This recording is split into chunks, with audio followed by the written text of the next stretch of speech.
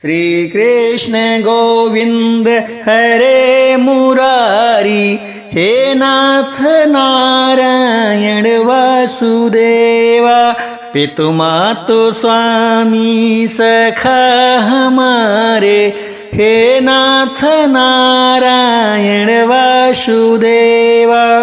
ओम तत्सत। श्री गणेशाय नमः।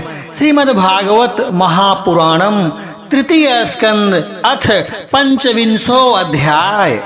देवहूति का प्रश्न तथा भगवान कपिल द्वारा भक्ति योग की महिमा का वर्णन।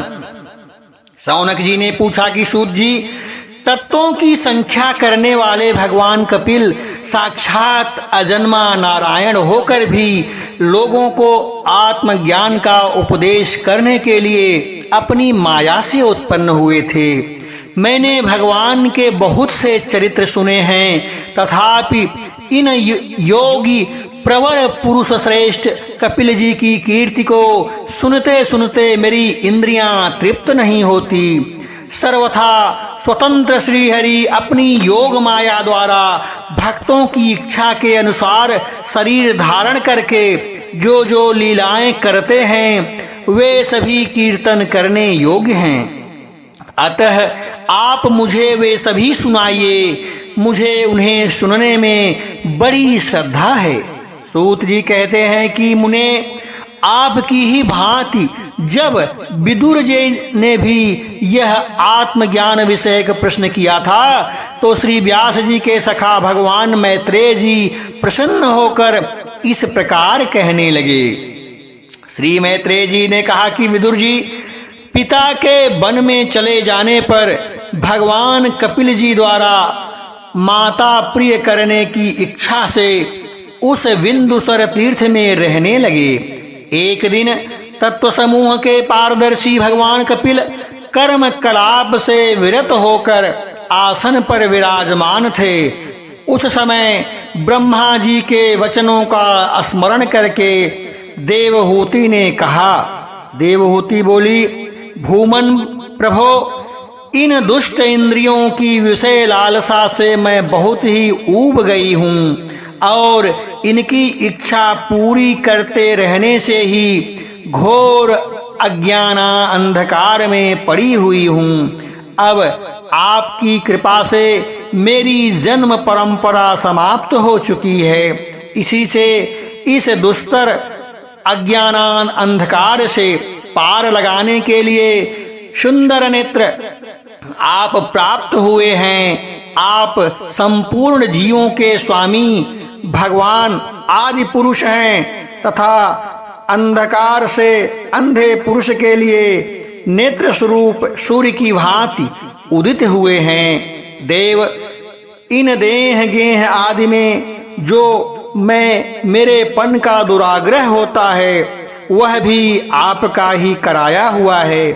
अतः अब आप मेरे इस महामोह को दूर कीजिए।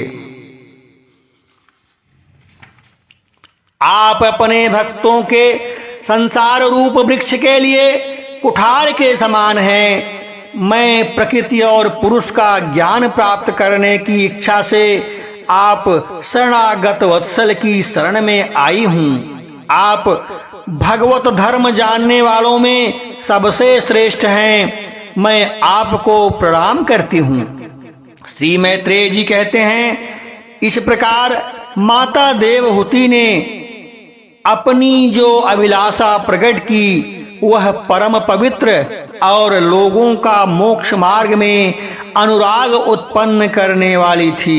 उसे सुनकर आत्मज्ञ सत्पुरुषों की गति श्री कपिल जी उसकी मन ही मन प्रशंसा करने लगे और फिर मृदु मुस्कान से सुशोभित मुखारविंद से इस प्रकार कहने लगे। भगवान कपिल ने कहा कि माता, यह मेरा निश्चय है कि आध्यात्म योग ही मनुष्य के अत्यंतिक कल्याण का मुख्य साधन है, जहाँ दुख और सुख की सर्वथा निवृत्ति हो जाती है। साध्वी, सब अंगों से संपन्न उस योग का मैंने पहले नारदादि ऋषियों के सामने उनकी सुनने की इच्छा होने पर वर्णन किया था। वही अब मैं आपको सुनाता हूँ। इस जीव के बंधन और मोक्ष का कारण मन ही माना जाता है। विषयों में आसक्त होने पर वह बंधन का हेतु होता है और परमात्मा में अनुरक्त होने पर वही मोक्ष का कारण बन जाता है। जिस समय यह मन मैं और मेरेपन के कारण होने वाले काम, लोभ आदि विकारों से युक्त एवं शुद्ध हो जाता है, उस समय वह सुख दुख से छूटकर सम अवस्था में आ जाता है। तब जीव अपने ज्ञान, वैराग्य और भक्ति से युक्त हृदय से आत्मा को प्रकृति से परे एकमात्र अद्वितीय भेद रहित स्वयं प्रकाश, सूक्ष्म, अखंड और उदासीन, सुख दुख शून्य देखता है तथा प्रकृति को शक्तिहीन अनुभव करता है। योगियों के लिए भगवत प्राप्ति के निमित्त सर्वात्मा श्री हरि के प्रति की हुई भक्ति के समान और कोई मंगल कार्य नहीं है। विवेकी जन संग या आसक्ति को ही आत्मा का अच्छेद बंधन मानते हैं, किंतु वही संज्ञा आसक्ति जब संतों महापुरुषों के प्रति हो जाती है तो मोक्ष खुला द्वार बन जाती है। जो लोग सहनशील, दयालु, समस्त देहधारियों के अकारण हितु किसी के प्रति भी शत्रुभाव न रखने वाले, शांत सरल स्वभाव और सत्पुरुषों का सम्मान करने वाले होते हैं, जो मुझ में अनन्य भाव से प्रेम करते हैं, मेरे लिए संपूर्ण कर्म तथा अपने सगे संबंधियों को भी त्याग देते हैं और मेरे परायण रहकर मेरी पवित्र कथाओं का श्रवण कीर्तन करते हैं तथा मुझ में ही चित्त लगाए रहते हैं, उन भक्तों को संसार के तरह तरह के ताप कोई कष्ट नहीं पहुंचाते हैं। साध्वी ऐसे ऐसे सर्व संग परित्यागी महापुरुष ही साधु होते हैं। तुम्हें उन्हीं के संग की इच्छा करनी चाहिए, क्योंकि वे आसक्ति से संपन्न सभी दोषों को हर लेते हैं। सत्पुरुषों के समागम से मेरे पराक्रमों का यथार्थ ज्ञान कराने वाली तथा हृदय और कानों के प्रिय लगने वाली कथाएं होती हैं। उनका सेवन करने से शीघ्र ही मोक्ष मार्ग में श्रद्धा, प्रेम और भक्ति का क्रमशः विकास होगा। फिर मेरी सृष्टि आदि लीलाओं का चिंतन करने से प्राप्त हुई भक्ति के द्वारा लौकिक एवं पारलौकिक सुखों में वैराग्य हो जाने पर मनुष्य सावधानता पूर्वक योग के भक्ति प्रधान सरल उपायों से समाहित होकर मनोनिग्रह से उत्पन्न हुए शब्दादि विषयों का त्याग करने से, वैराग्य युक्त ज्ञान से, योग से और मेरे प्रति की हुई सुदृढ़ भक्ति से मनुष्य मुझ अपने अंतरात्मा को इस देह में ही प्राप्त कर लेता है। देवहूति ने कहा कि भगवान, आपकी समुचित भक्ति का स्वरूप क्या है और मेरी जैसी अबलाओं के लिए कैसी भक्ति है, जिससे कि मैं सहज में ही आपके निर्वाण पद को प्राप्त कर सकूं। निर्वाण स्वरूप प्रभो, आपके द्वारा तत्व ज्ञान होता है और जो लक्ष्य को भेदने वाले बाण के समान भगवान की प्राप्ति कराने वाले होता है, वह आपका कहा हुआ योग कैसा है और उसके कितने अंग हैं। हरे, यह सब आप मुझे इस प्रकार समझाइए जिससे कि आपकी कृपा से मैं मंदमती स्त्री जात भी इस दुर्बोध विषय को सुगमता से समझ सकूं। श्री मैत्रेय जी कहते हैं कि विदुर जी, जिसके शरीर से उन्होंने स्वयं जन्म लिया था, उस अपनी माता का ऐसा अभिप्राय जानकर कपिल जी के हृदय में स्नेह उमड़ आया और उन्होंने प्रकृति आदि तत्वों का निरूपण करने वाले शास्त्र का, जिसे सांख्य कहते हैं, उपदेश किया। साथ ही भक्ति विस्तार एवं योग का भी वर्णन किया।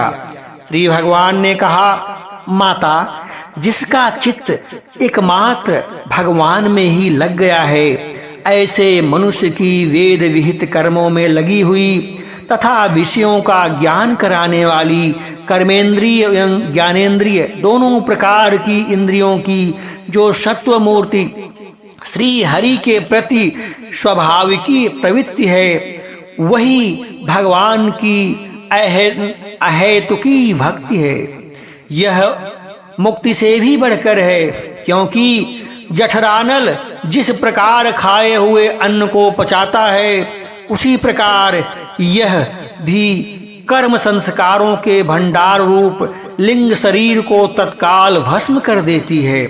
मेरी चरण सेवा में प्रीति रखने वाले और मेरी ही प्रसन्नता के लिए समस्त कार्य करने वाले कितने ही बड़भागी भक्त जो एक दूसरे से मिलकर प्रेम पूर्वक मेरे ही पराक्रमों की चर्चा किया करते हैं, मेरे साथ एक ही भाव सायुज्य मोक्ष की भी इच्छा नहीं करते हैं। माँ, वे साधु जन अरुण नयन एवं मनोहर मुखार विंद से युक्त मेरे परम सुंदर और वरदायक दिव्य रूपों की झांकी करते हैं और उनके साथ सप्रेम संभाषण भी करते हैं, जिसके लिए बड़े बड़े तपस्वी भी लालायित रहते हैं। दर्शनीय अंग प्रत्यंग, उदार हास विलास, मनोहर चितवन और सुमधुर वाणी से युक्त मेरे उन रूपों की माधुरी में उनका मन और इंद्रियां फंस जाती हैं। ऐसी मेरी भक्ति न चाहने पर भी